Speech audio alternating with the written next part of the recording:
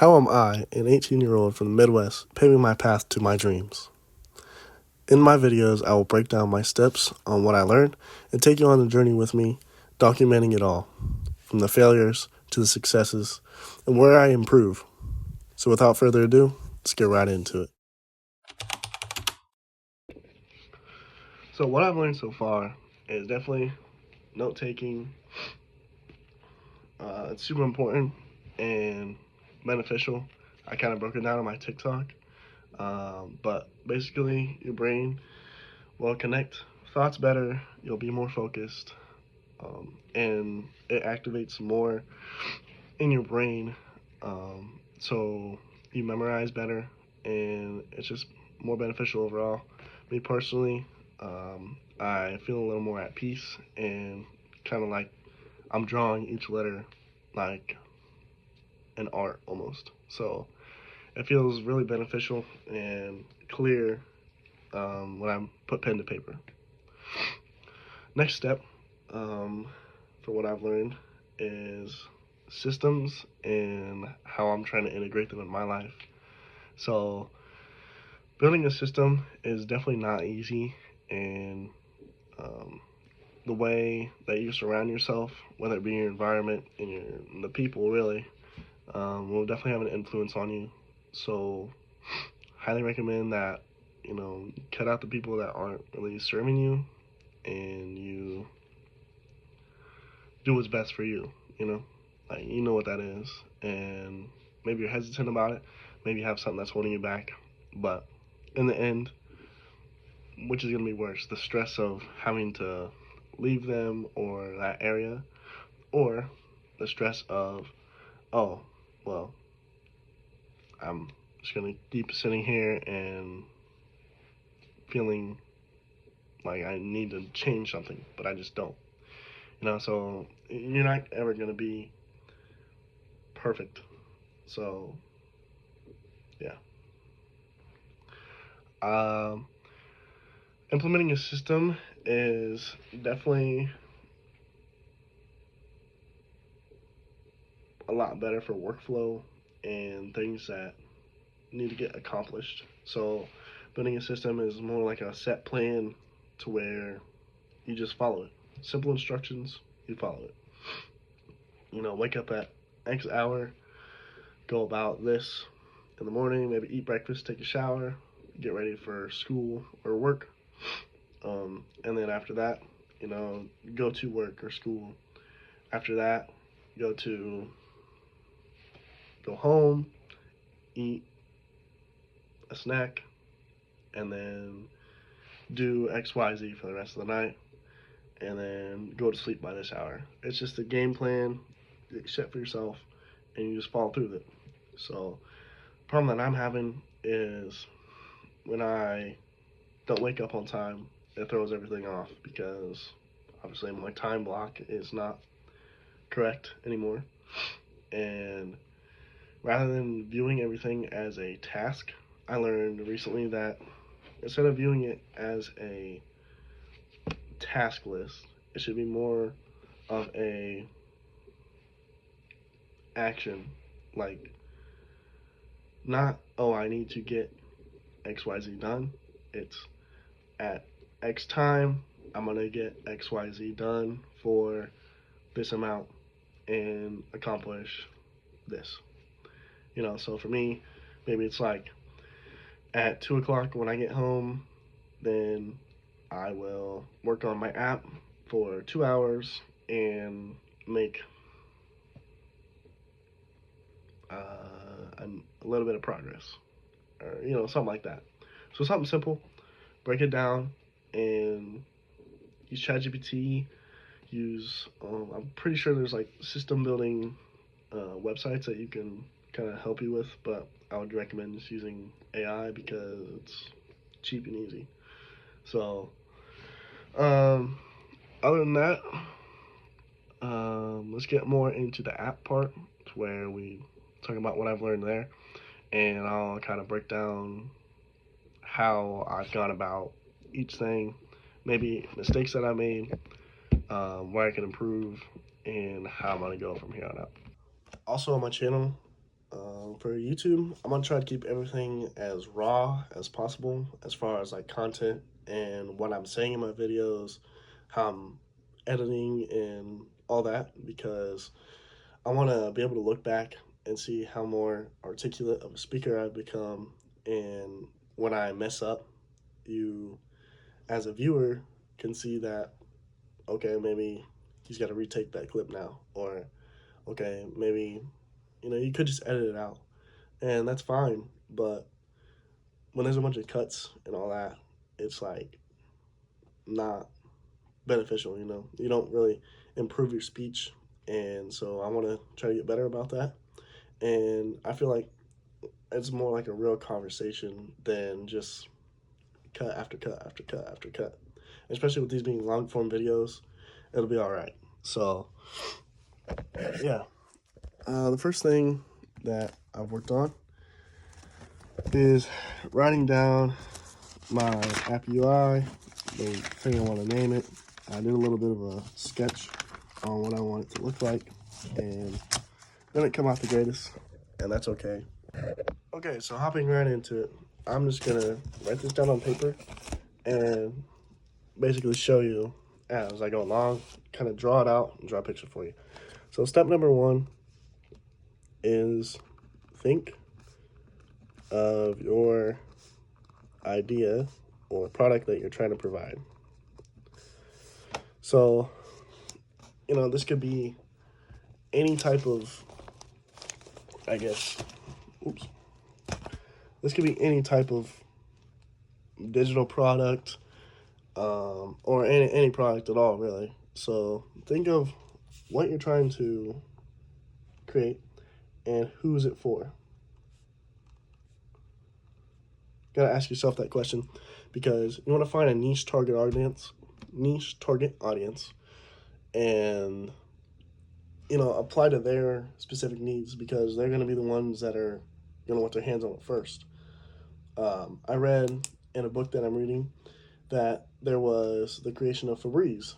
There was a lab that had a scientist in it that he was experimenting with this chemical that would just destroy and completely eliminate odors that were stinky or just like not good to smell. So it's like, okay, well, how are we gonna sell this to people?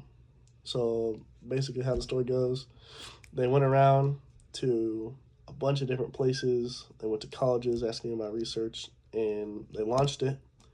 The product got on the shelves of all the stores and whatever, and Febreze just would not sell. So they brought it back. They got scared that the company was losing millions of dollars, and it was a really bad look for their company and their product that they're producing, because they're putting all this time and effort into it.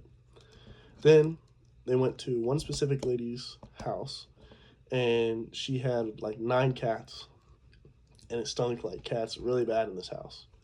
They described it as like almost gagging when they got inside, and it was a putrid smell.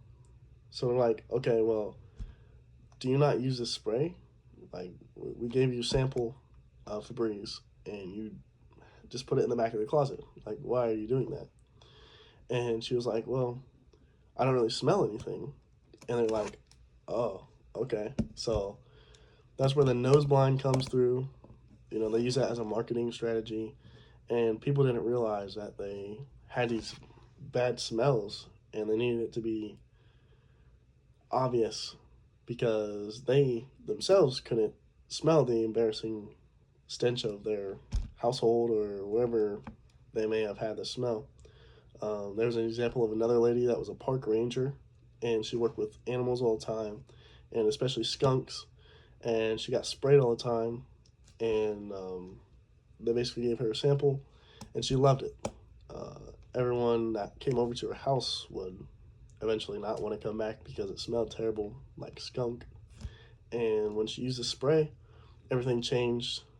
She invited people over all the time, and no one ever smelled it again. So the creation of this product, known as Febreze now, which was just a chemical that would eliminate odors, they found a problem that people were nose blind or these embarrassing smells that people had, they would just not become aware of it because over time the scent would fade from their specific senses and they wouldn't really notice it anymore.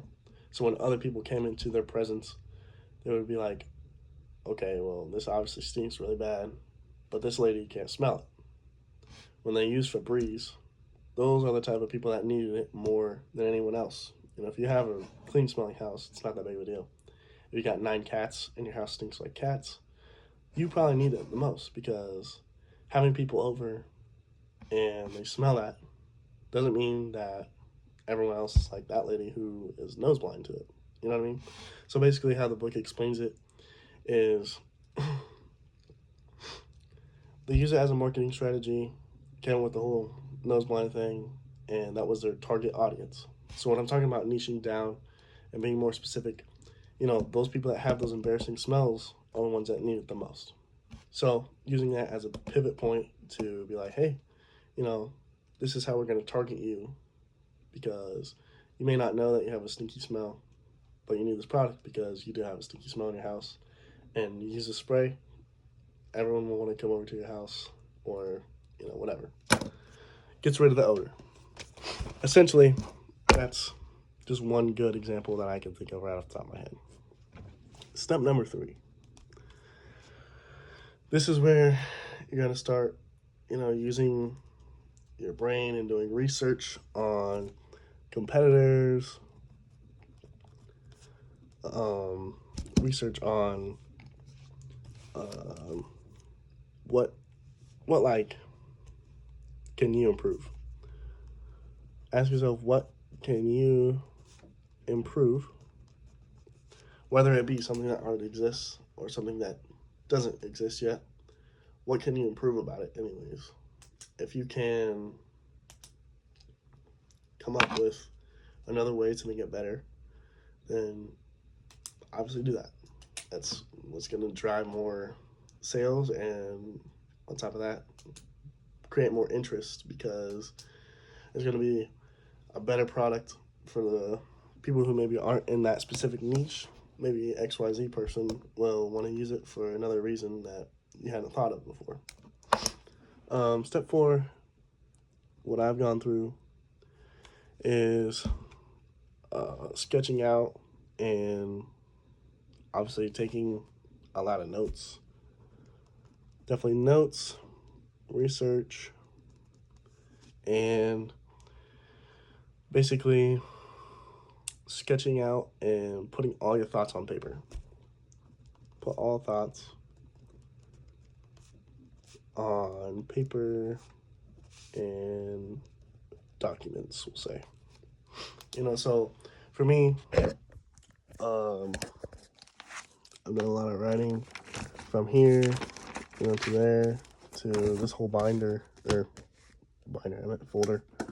And I've gone on here. This is like my 4th document of just coming up with ideas and stuff like that. So when you're coming up with your idea or your product that you want to establish, you really want to have everything drawn out and super good detail so you can launch it with the best open concept and it's specific. Step 5 would be to understand how you're going to build or launch this product. So for me, right now I'm thinking about, okay, well, I probably need to, actually no, cut that. Step 5, you gotta do market research. So for me, this is the step that I'm in right now, and that is going through onto things like Google Trends and other applications. I use ChatGPT for some different things, but how I explain using ChatGPT is use it as a tool and a resource, not just a give me the answer. You know what I mean? So tell it to help you by organization, break it down into versions, break it down to a whatever learning standpoint. So maybe it needs to be broken down to where you can understand it more. You can use it to troubleshoot if you have a problem and you're like, okay, well, I can't get X, Y, Z to fix for me. You know, when I was going into my sheets that I was trying to code or implement into creating my own app, I used ChatGPT to troubleshoot almost everything. Like, I just was learning from scratch. So each time I messed up with something, I would just be like, hey, ChatGPT, I have this problem, um, and I can't figure out how to fix it. Can you walk me through step by step on how I can get this problem solved? So it would go through, give you a prompt of, okay, here's the instructions, just follow them step by step, and boom, I got most things to work. Sometimes it doesn't give you the right information, or maybe I wasn't doing it right. I don't know. But yeah, definitely use that and leverage other resources like, just regular Google and website research going through. Um, for me, I did a little bit of psychology on colors and what colors to use on my app. So that goes into step 4 of me, doing my research on what I needed to implement into my app and how colors will influence a person who's trying to visually use all their senses are going to be involved. And visual is like the first one that you use. Vision is what you're going to be scrolling at, and I mean, physically looking at the app. Is it appealing? Does it make sense? And does it invite you to use it more often? So for me, I did a little bit of research on colors and how they influence the brain to respond. So, like, red is a danger warning, hot, it means hot, like fire, and blue is like cold, and it puts off these different signals in our brains to how we'll react, whether we notice it consciously or subconsciously. Doesn't really matter, but um, it definitely affects and influences how people are going to see it and whether or not they'll use it, really. So, continuing on, step 6 would be how to build the app. I haven't gotten to this part yet. I've done a little bit of research on it. I've watched a lot of YouTube videos on how people build apps. Got inspiration from this channel called Starter Story.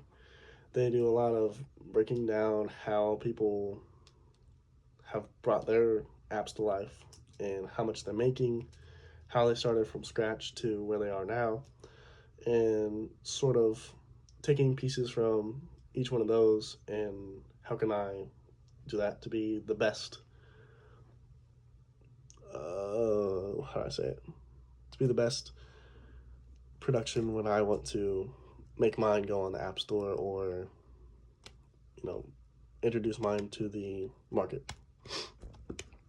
The next part would be, trying to sell.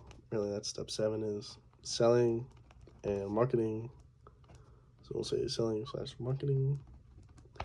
This is where I've done some research, and the way that a lot of these bigger guys have sold their apps, especially on Starter Story, is they use TikTok organic ads, which is just like, creating videos on a certain product. You can hire other people to do content creation on your specific product, kind of like I guess a paid, it's like a paid ad, but you're not paying as much as like an actual paid ad that like is sponsored. The next part would be where you do go into paid ads. And that's when you take your best organic ads that you've created and you turn those into subscribe or sponsored ads to show up on people's feeds, and it kind of broadsides everything to where it's like, okay, well, now this is popping up on a lot of people's For You pages, or it's like an advertisement, it's like commercial. And whether or not you get more sales by that, there's always a risk involved. I mean, it's a gamble, and the way it goes is the way that it goes at the end of the day, from what I understand. And I know when I get into that part, I'm going to do my best to leverage a lot because, being honest, I'm just starting out now, and that's with content creation, with everything. So as I go on and on and on, I mean, it's got to grow, and I got to find other people that maybe have a higher status than I do, and use money to have them promote my product a little more and get my name out there. Because if no one knows I exist, how am I supposed to have them buy anything from me or have them try out my product to where they can benefit from it? And that's the ultimate goal. Is like I've always kind of preached on my TikTok and my videos that I make on there, is I want to help people, and I want to like provide a value that someone can use on a daily basis to where they will achieve whatever they set for themselves. Ultimately, that's the main idea. And I was doing a little bit of breaking down what like I'm going to produce at a time, and it occurred to me that I have to really sit down and break this into chunks rather than just one launch and call it good. If I start off too broad and I include all these features that I've brain dumped into, the app ideas document and whatever, it's just going to be like an overload, and it's going to get saturated in old news. So if I can break it down into chunks and spread it out over time to where, okay, we have this niche part here that targets the trends that are going on now and what the market is looking for. How can I provide value now, right? And then later on, do the same thing, but just add on to what already exists or where you think something could improve. Maybe by then I have eventually a little bit of a following or like a status to me, to where I'm like, okay, well, these people want a budgeting side or like a finance side to it. I mean, okay, well, obviously they want that, so I'm going to put in a budgeting side, and put that little bit of an aspect on there, kind of tweak some stuff in the UI, and just bring like everything back to life. It's like refreshing when you kind of get into it. So that way it's never going to be like the same old. If you think about a video game from the old Nintendo games, it's like, for example, they're all pixelated and, or Pac-Man. It's like Pac-Man, how it's all pixelated and kind of ugly looking, for its time. It was like, wow. But nowadays, if we had Call of Duty looking like that, that would not be good because probably no one would play it. It's outdated. So keeping everything modern is definitely something I'm going to try my best to do, and take inspiration from other creators in this field and just see how I can constantly improve everything and keep everything on the uprise rather than being content. I don't want to be content with whatever I'm making, and eventually I want to branch out into other sectors of creation for things, and don't want to just make one app. Maybe if I start off with one skill of, oh, I created an app, now I'm done, then, I mean, yeah, I created an app, but it's not going to be that big of a hit, I guess, or like you don't really build any credibility if you just do that one time. I want to provide with adding more and creating a little bit of a how do I say it? Creating a wave of ideas and providing that value that I am talking about to people. If they can gain something from my first app, why would they not want to gain something from my second app unless it doesn't apply to them? And I mean, I kind of enjoy doing this, so this is fine to me. As far as the cars and everything goes, that's another thing that I do on this channel is I'm going to start posting long form videos once I get some more interesting things going. I know I started flipping a car and it's been really slow, but when I get a little more structure on that, then I'll be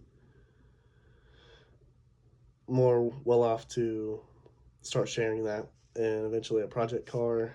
I know I have a lot of ideas in mind for other content creation that I want to do and sort of grow and bring out my intentions that I want to really post and do what I want to do and show the value of what I have to offer. So that's basically it, guys. Thanks for tuning in. This is, like I said, the first video. So if you got any ideas or comments, drop it down below. Let me know what I can improve, what to post,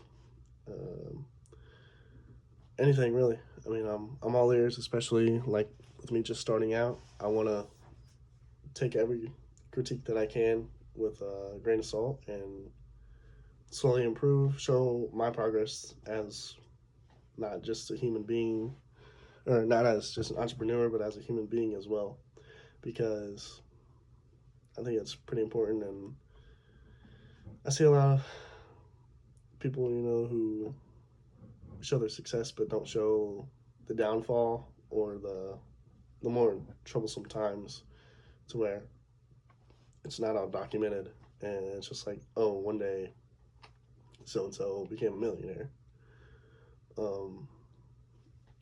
I don't know.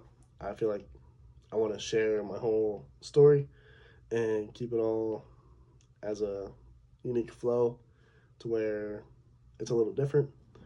And right now I'm starting off as an 18-year-old, just trying to pave my path to my dreams and one step at a time. So that being said, thanks for tuning in. Howdy out.